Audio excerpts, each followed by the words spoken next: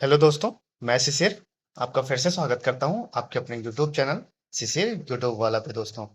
तो आप मस्त होंगे, अपनी पढ़ाई आगे बढ़ा रहे होंगे दोस्तों। तो आज उसी के रूप में जो भी D triple S B, UP TET, C TET और UP triple S C video exam की प्रिपरेशन कर रहे हैं दोस्तों, वो अपने इसी यूट्यूब चैनल से प्रिपरेशन कर सकते हैं। और फ्री ऑफ कॉस्ट बिल्कुल अच्छे कंटेंट दिए जा रहे हैं आपको। और इसका पीडीएफ पाने के लिए आप अपना टेलीग्राम चैनल शिशिर यूट्यूब वाला सर्च करेंगे तो आपको मिल जाएगा। नहीं तो मैं डिस्क्रिप्शन लिंक में चैनल को दे दूंगा। तो आइए देखते हैं। हम लोगों ने 4 वीडियोस ऑलरेडी अपलोड कर दिए हैं, जो कि प्लेलिस्ट बना दी है। जिन्होंने नहीं देखा वो जाके देख सकते हैं। मैं पूरा पॉलिटी कंप्लीट कराऊंगा स्टार्टिंग से लेके एंड तक। आपको जीरो से हीरो बना दूंगा।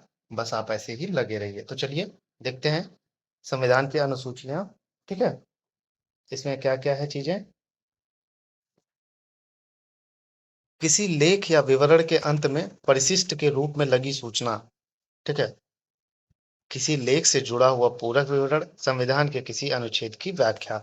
संविधान की अनुसूचियों में क्या है, मतलब किसी लेख का विवरण है। ठीक है, इसमें डिटेल्स दी गई हैं और उसमें सूचना दी गई है। ठीक है, जिसमें जो अनुसूचियां किसको कहते हैं, किसी लेख से जुड़ा हुआ पूरक विवरण। मतलब कोई ऐसा डॉक्यूमेंट्स जिसमें पूरा डिटेल्स दिया हो किसी चीज का। ठीक है, संविधान के किसी अनुच्छेद की व्याख्या जिसमें की गई हो उसको क्या कहते हैं, अनुसूचियां कहते हैं, इसको शेड्यूल कहते हैं। अब आइए देखते हैं। संविधान के मूल पाठ में 8 अनुसूचियां थी, वर्तमान समय में 12 है। मतलब जब मूल संविधान हमारे पहले की संविधान थी उसमें तो 8 ही अनुसूचियां थी, बट वर्तमान समय में हमारे संविधान में 12 सूचियां हैं। ठीक है, नौवीं कब जोड़ी गई, ठीक है, नौवीं कब जोड़ी गई, 1951 में, क्योंकि इसमें भू सुधार को लिखा गया। तो नव क्वेश्चन ये एग्जाम में डायरेक्ट पूछ लिए जाते हैं कि नौवीं जोड़ी गई कब, नवीं सूचना कब जोड़ी गई।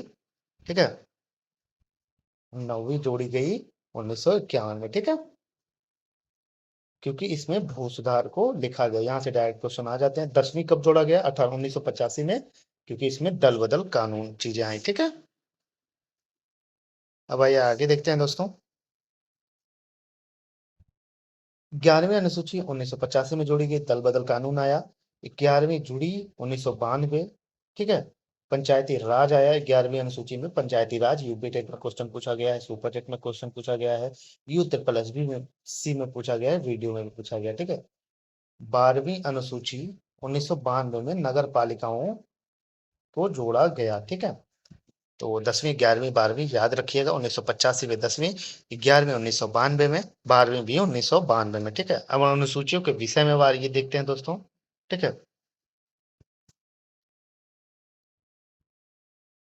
प्रथम अनुसूची संघ एवं राज्य क्षेत्रों का वर्णन किया गया है। राज्यों के नाम, क्षेत्र, न्यायिक क्षेत्र, उनका वर्णन। तो जो पहली अनुसूची है संविधान की उसमें किसका उल्लेख किया गया है, जिसमें संघ व राज्य क्षेत्रों का वर्णन किया गया है। राज्य के नाम है उसमें, क्षेत्र है, न्यायिक क्षेत्र है और उनका वर्णन किया गया है। ठीक है, तो इसके बारे में चीजें दी गई हैं। ठीक, जैसे उसमें केंद्र प्रशासित प्रदेशों के नाम भी हैं। ठीक, अब आइए देखते हैं। केंद्र प्रशासित देशों के नाम है, मतलब प्रदेशों के नाम, सीमा, उनकी सीमा क्या है। 28 राज्य हैं। ठीक है, अब 29 हो गए हैं, 8 केंद्र शासित प्रदेश। ठीक है, तो दूसरी अनुसूची के बारे में देखते हैं।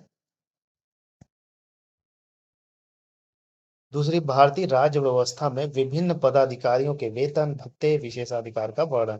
जो भी पदाधिकारी हैं भारत के, जैसे राष्ट्रपति हो गए, उपराष्ट्रपति हो गए, लोकसभा के अध्यक्ष हो गए, सर्वोच्च न्यायालय के न्यायाधीश हो गए, इनकी जो सैलरी है, इनको जो विशेषाधिकार हैं, इनको जो वेतन मिलते हैं, इनको जो भत्ते मिलते हैं, वो हमारे अनुसूची दूसरी में है। ठीक है, ये देखिए, राज्यपाल हो गए, राज्यपाल भी इसी के अंतर्गत आते हैं। राज्यसभा के उपसभापति भी इसी के अंदर आते हैं। राज्य विधानमंडल के अध्यक्ष भी आते हैं। राज्य विधान परिषद के सभापति, उपसभापति, controller and auditor general of India, ऐसे जो लोग हैं, इनके भत्ते, इनको सैलरी कैसे मिलती है, इनके अधिकार क्या है, इनके वेतन क्या है। ठीक है, तो और इनको विशेषाधिकार क्या दिया गया, ये सब किसमें है, अनुसूची 2 में। ठीक है, अनुसूची 1 में क्षेत्र, संघ और राज्य के बीच में उसकी सीमा, इन सब चीजों के बारे में दिया गया। और अनुसूची 2 में ये क्वेश्चन डायरेक्ट यूपीएससी में भी आ जाते हैं। ठीक है, ध्यान रखिएगा। तो ऐसा नहीं समझिएगा कि मैं हायर लेवल का पढ़ा रहा हूँ, मतलब एकदम जीरो से चीजों को ले जा रहा हूँ अप लेवल तक। ठीक है, तो चीजों को अच्छे से समझिए और बेहद आसान भाषा में चीजें लिखी हैं। तीसरी अनुसूची में देखते हैं दोस्तों क्या है।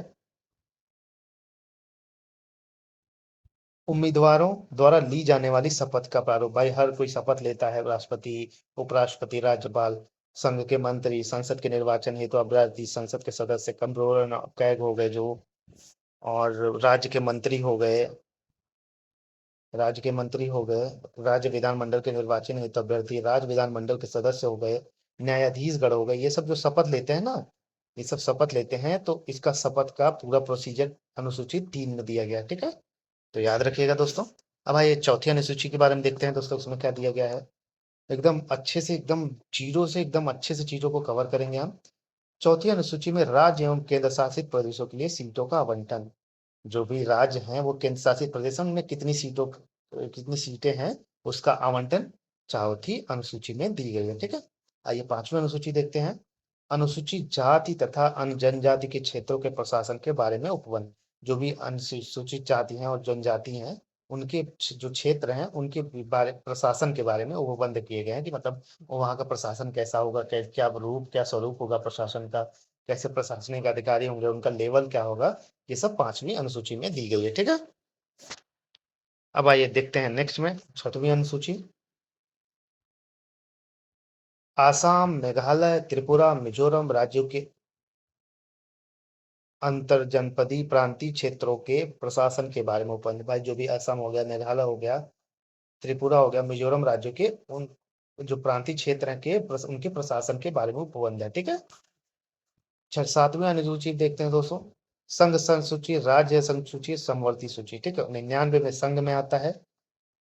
3 प्रकार की सूचियां होती है ना, समवर्ती सूची, राज्य सूची और संघ की सूची। तो संघ सूची 99 सेक्शन, राज्य सूची आर्टिकल 61, समवर्ती सूची 52 में, ठीक है।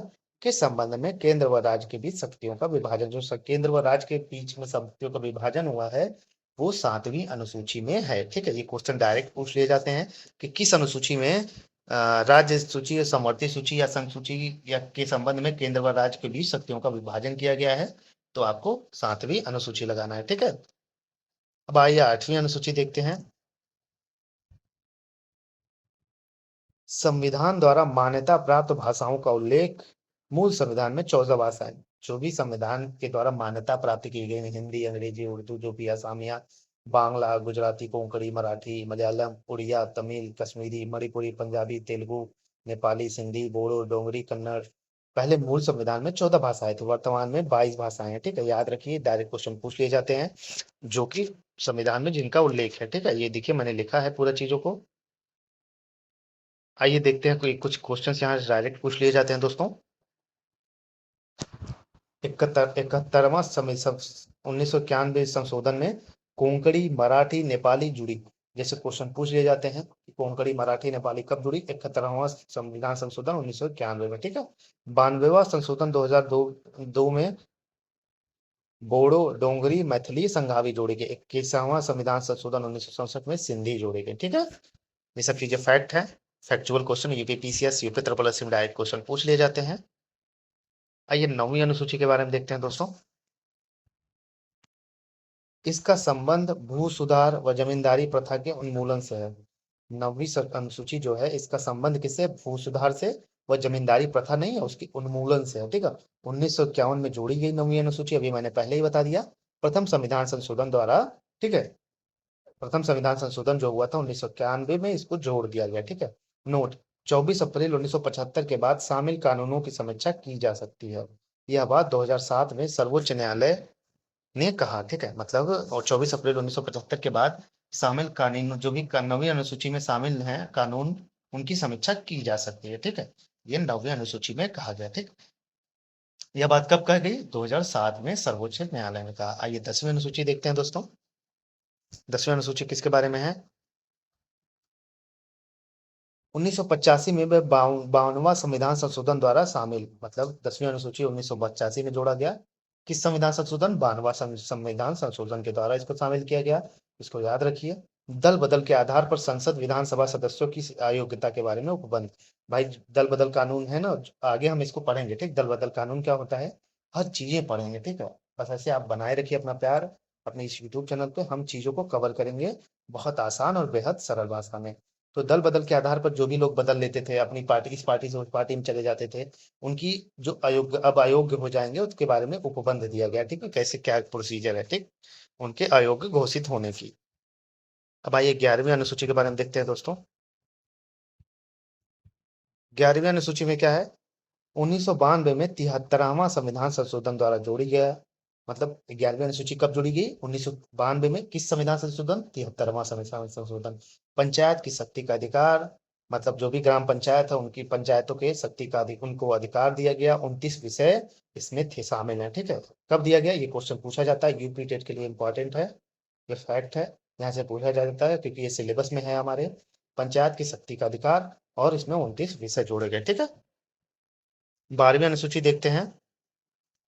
12वीं अनुसूची में क्या है दोस्तों, 1992 में 74वां संविधान संशोधन द्वारा जोड़ी गई। अनुसूची 12 कब जोड़ी गई, 1992 में। किस संविधान संशोधन, 74वां संविधान संशोधन। ठीक है, नगर पालिकाओं की शक्ति व अधिकार, 18 विषय, नगर पालिकाओं में 18 विषय, ये भी यूपी टेट के लिए इंपॉर्टेंट है, यहाँ से क्वेश्चन पूछ लिए जाते हैं, सुपर टेट के लिए भी और डी ट्रिपल एस बी के लिए यहाँ से डायरेक्ट क्वेश्चन पूछ लिया जाता है। ठीक है, क्योंकि नगर पालिका और ग्राम पंचायत जो भी है वो पंचायती राज हमारे में सिलेबस में है। ठीक है, तो इसको याद रखिएगा। अनुसूची 12 में और 1992 में 74वां संविधान संशोधन द्वारा जोड़ी गई नगर पालिकाओं की शक्ति व अधिकार के बारे में इसमें जिक्र किया गया, और इसमें 18 विषय हैं। ठीक है, तो चलिए दोस्तों, हम लोगों ने देखा कि संविधान की जो भी अनुसूचियां हैं, 12 अनुसूचियां, उनके बारे में एकदम अच्छे से देखा। उसके बारे में आगे विस्तार से पढ़ेंगे। अगला टॉपिक होगा हमारा संविधान के भाग व अनुच्छेद के बारे में पढ़ेंगे। उसके बाद हम एक एक करके एकदम अच्छे से पढ़ते जाएंगे, क्योंकि मैं जीरो चीजों को उठाया हूँ, एकदम एनसीईआरटी बेस्ड चीजों को लेके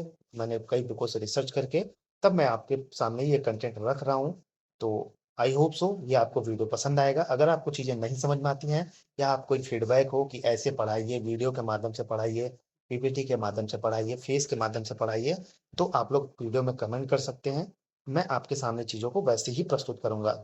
मेरा मेन मकसद है आपको समझाना। अगर चीजें आपको समझ में जैसे समझ में आएंगी मैं वैसे समझाने की कोशिश करूंगा, लेकिन आपका फीडबैक और कमेंट जरूर मायने रखता है मेरे लिए, क्योंकि मैं उसको अपनी गलतियों को तभी सुधार पाऊंगा जब आप कमेंट करेंगे कि मेरी गलती क्या है। तो अगर आप कमेंट करते हैं तो मुझे भी अच्छा लगेगा, और ऐसे ही अपने चैनल को सब्सक्राइब करिए। अगर वीडियो पसंद आ रहा है तो लाइक करिए, कमेंट करिए और दोस्तों के सामने शेयर करिए। मुझे भी मोटिवेशन फील होगा और मैं आपके सामने ऐसे ही बेहतर कंटेंट लाता रहूंगा। तो चलिए फिर प्रेजेंट होंगे एक नए वीडियो में, एक नए टॉपिक के साथ, नई ऊर्जा के साथ। जय हिंद, जय भारत। तब से तक पढ़ते रहिए, मुस्कुराते रहिए और आगे बढ़ते रहिए।